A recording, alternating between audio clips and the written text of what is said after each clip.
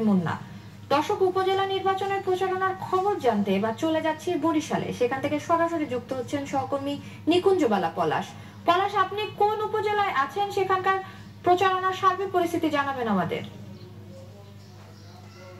বোমা, আপনাকে ধন্যবাদ। আপনি জানেন যে প্রথম ধাপে বরিশালের উপজেলা পরিষদ নির্বাচনে বরিশালের দুটি উপজেলায় নির্বাচন অনুষ্ঠিত হচ্ছে। এই মুহূর্তে আমি আছি বরিশাল সদর উপজেলার কাশীপুর ইউনিয়নের ঝরঝরিয়া বাজার এলাকায়।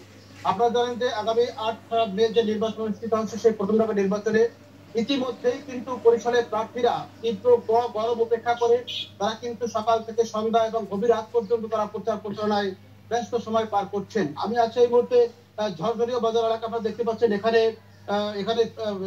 কাশীপুর ইউনিয়নের যে সদর উপজেলা যে চেয়ারম্যান প্রার্থী, এখানে বরিশালে 5 জন নির্বাচনে প্রতিদ্বন্দ্বিতা করছেন। এই মুহূর্তে আছেন মোহাম্মদ মাহবুবুর রহমান মধু, যিনি বিএম কলেজ ছাত্র রাজনীতিতে একসময় সাবেক ছাত্র নেতা ছিলেন এবং গত নির্বাচনে প্রতিদ্বন্দ্বিতা করেছেন। ভাইস চেয়ারম্যান প্রার্থী হিসেবে তিনি নির্বাচিত হয়েছিলেন। এখন তিনি এখানে গণসংযোগ করছেন। আমরা জানতে চাবো যে নির্বাচনী পরিবেশ কেমন এবং নির্বাচনী প্রচার প্রচারণায় কোনো প্রভাব বিস্তার আছে কিনা, বা আপনি বিজয়ের ব্যাপারে কতটুকু আশাবাদী, জনগণ কেন আপনাকে ভোট দেবে? ধন্যবাদ আপনাকে।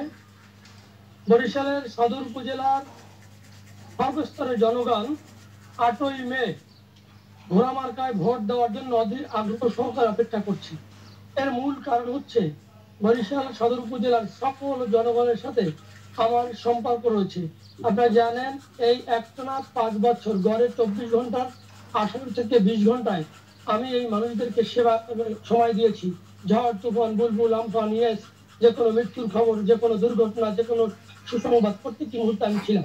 এবং এই এলাকার উন্নয়নের ক্ষেত্রে এখানকার এমপি মাননীয় মন্ত্রী কর্নেল দায়িত্ব সামিল যতগুলো উন্নয়ন কর্মকাণ্ড করেছেন, প্রত্যেকটি পিছনে আমার অবদান রয়েছে। এই কারণে জনগণ চাচ্ছে যাতে আমি জেলা পরিষদের চেয়ারম্যান নির্বাচিত হতে পারি। যে কথা বলছিলাম যে যেহেতু এখন দলীয় কোনো প্রতীক নেই, সেক্ষেত্রে কোনো প্রভাব বিস্তার কেউ করছেন কিনা বা কারো বিরুদ্ধে কোনো আপনার অভিযোগ আছে কিনা? হ্যাঁ, অবশ্যই। কারণ নির্বাচন কমিশন এবং স্থানীয় প্রশাসন বলেছেন নির্বাচনটি স্বচ্ছ সুন্দর করবেন।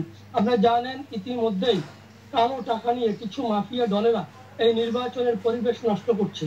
আমি আশা করব সরকার এবং রিটার্নিং কর্মকর্তারা এই যারা অবৈধ উপায় হিউজ পরিমাণ কালো টাকা দিয়ে ভোটারদেরকে বিভিন্নভাবে প্রভাবিত করার চেষ্টা করছে, তাদের দিকে সরকার খেয়াল দেবেন এবং নির্বাচন কমিশন এবং বিভিন্ন জায়গা থেকে আপনার কিছু কিছু দুষ্ট লোকেরা আমাদের দলীয় নেতাকর্মীদের, যারা আমার পক্ষে সাধারণ জনগণের প্রার্থী যেহেতু আমি, তাদেরকে হুমকি ধুমকি দিচ্ছে। এই বিষয়গুলো আমি কোনো জায়গায় কোনো অভিযোগ দেবো না।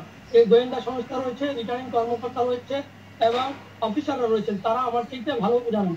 তবে আমি শতভাগ আশাবাদী, বরিশালের জনগণ সুযোগ পেলে যদি প্রধানমন্ত্রীর কথা অনুযায়ী তিনি চাচ্ছেন শুনবেন, শোনাবে। জনগণ আমাকে ভোট দেওয়ার জন্য অধীর আগ্রহ অপেক্ষা করছে।